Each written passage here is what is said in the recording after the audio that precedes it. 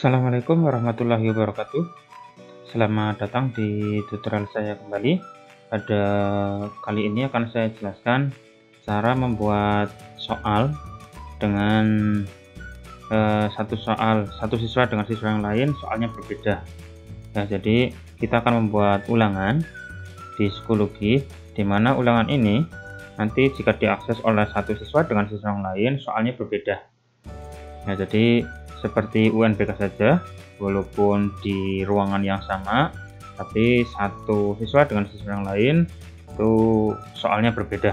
Nah, berbeda dalam hal berbeda soalnya ya, bukan cuma diacak saja, tapi berbeda isi dan pertanyaannya. Oke, untuk tutorialnya silakan disimak pada video berikut.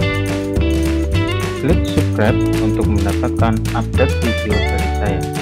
Silakan klik tombol subscribe. Oke, pertama yang kita perlu kerjakan yaitu kita harus login dulu ke akun psikologi kita. Nah, kita masuk dengan menggunakan akun guru ya, nggak boleh akun siswa. Di sini untuk masuknya yang diakses adalah link atau alamat app.psikologi.com/login.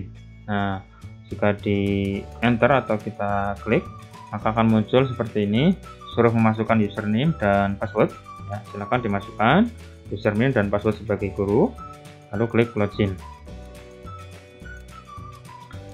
Nah, sebelum kita membuat ulangan dengan soal yang berbeda antara satu anak dengan siswa yang lain ya, kita sebelumnya harus mempunyai bank soal. Nah, untuk membuat bank soal sudah saya buatkan tutorialnya pada video sebelumnya. Silakan bisa diakses di atas di sini ya. Ada link untuk menuju ke video saya yang untuk membuat bank soal. Nah, kita lihat, kita cek bank soalnya berada di bagian research di sini. Nah, di sini sudah saya buatkan file atau isi dari soal-soal yang ada. Nah, ini sudah saya buatkan lengkap. Misalkan kelas 10 bab nilai mutlak. Nah, ini namanya bank soal ya.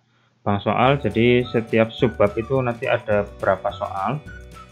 Nah, ini jadi bab nilai mutlak ada terdiri dari 5 subbab. Nah, 5 subbab ini masing-masing punya 20 pertanyaan, 20, 20, 10, dan 20.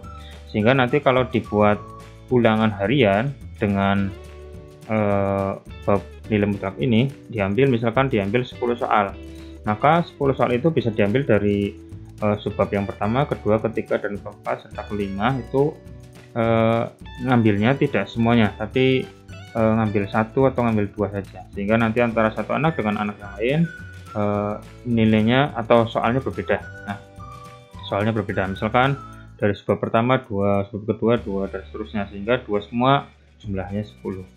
Nah, gimana cara membuatnya? Kita masuk ke bagian course atau kelas yang kita akan buat ulangannya. Misalkan saya akan buat di kelas saya, yaitu yang ini, yang prakerin tahap pertama. Misalkan di sini akan saya buat soal ulangan bab nilai mutlak tadi dengan jumlah soal 10 ya, dan diambil soal secara random atau acak ya dari bank soal yang ada. Nah, setelah masuk ke sini, ini adalah kelasnya. Lalu kita coba buat ulangannya. Cara membuat ulangan, klik di bagian add material di sini ya. Terus add test atau quiz.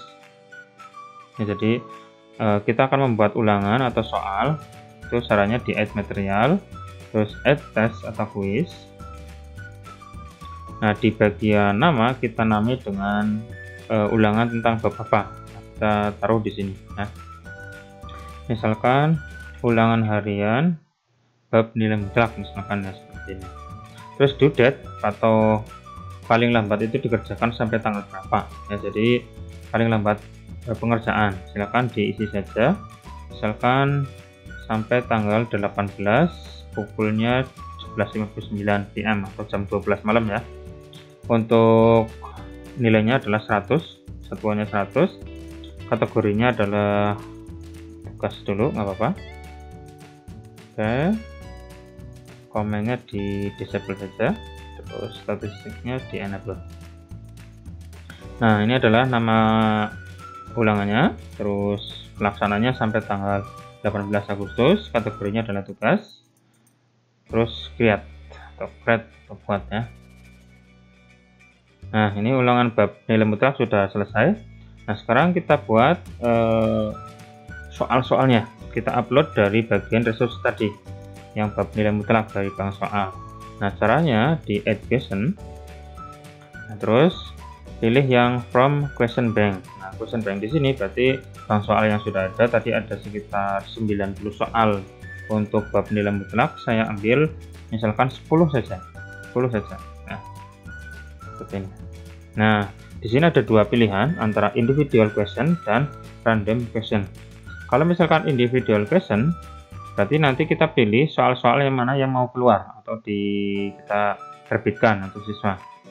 Nah, kalau seperti ini, maka kita tidak bisa membuat beda siswa beda soal.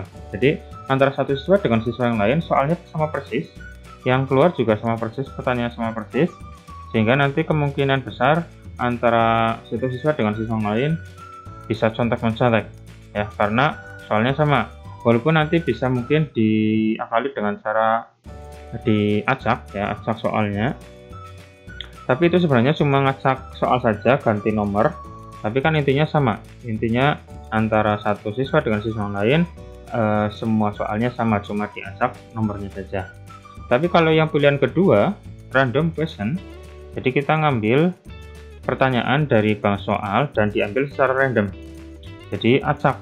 Dari tadi saya punya question bank, ada bank soal ada 90 soal, diambil 10. Nah, diambil 10 ini enggak ada ketentuannya, jadi diambil secara acak. Jadi kita nggak bisa melihat atau menentukan soal mana yang akan keluar, jadi diambil secara random. Nah, pilih saja yang random. Nah, setelah random nanti dipilih untuk memilih bank soal mana yang akan kita keluarkan, dari bank mana ya.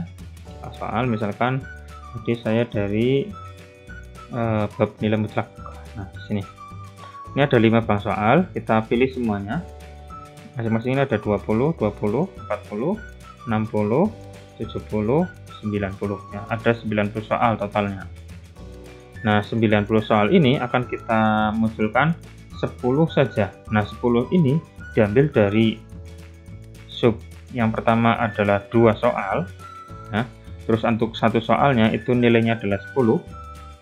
Ini pun sama, diambil 2 soal, 10, 2 soal, 10, 2 soal, 10, 2 soal, 10. Tidak harus 2 sebenarnya, bisa juga di sini misalkan mungkin karena materinya sulit sehingga muncul 1 saja. Tapi untuk yang lain misalkan 3, itu nggak masalah, nggak apa-apa. Yang penting nanti jumlahnya 10 supaya normal ya. Jumlah pertanyaannya adalah 10.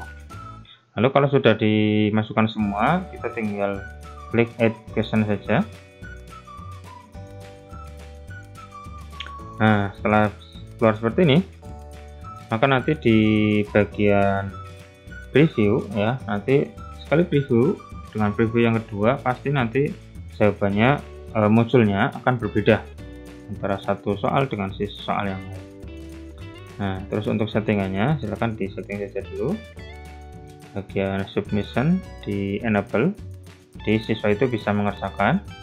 Time limit berarti waktu mengerjakan terserah mau diisi berapa. Nah, misalkan kalau 2 jam berarti 120 menit.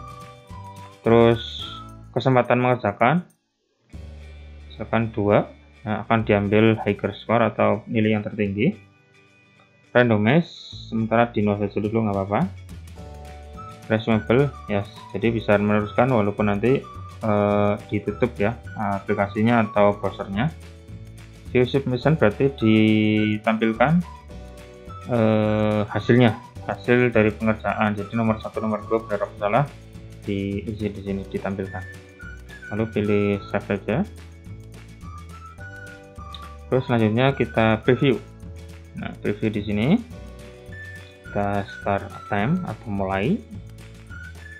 Oke ya, ini adalah tampilan pertama, munculnya akan seperti ini, preview pertama. Nah, sekarang saya coba preview lagi di halaman yang berbeda ya. Jadi ulangannya sama, tapi previewnya ini sekarang dilihat.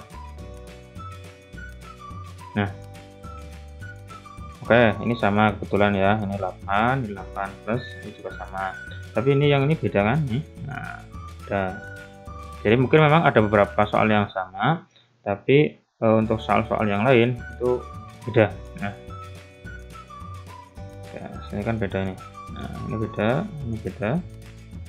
Jadi untuk meminimalisir kecurangan oleh siswa, maka dibuat random question saja di seperti ini. Jadi diambil secara acak dari bank soal yang ada. Nah, ini kan beda. 6 beda, 7 beda, ya. 8 beda, 9 juga beda, terus 10 beda. Jadi cuma ada 2 soal yang sama ya, karena mungkin memang dari bank soal yang sama ya, sehingga kemungkinan sama memang ada, tapi sebagian besar itu berbeda, sehingga nanti meminimalisir siswa untuk saling contek-mencontek seperti itu ya. Intinya tadi adalah di pas pengambilan soal itu pilih yang random ya, yang random. Nah, random question set seperti itu ya.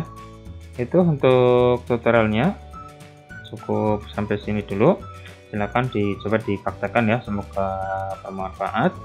Jangan lupa kalau ada yang masih bingung atau ada pertanyaan, bisa tulis di kolom komentar di bawah ini. Dan jangan lupa juga klik like and subscribe untuk mendapatkan update video dari saya. Akan ada beberapa video lagi tentang pembahasan psikologi ya. Semoga bermanfaat. Sekian dari saya. Wassalamualaikum warahmatullahi wabarakatuh.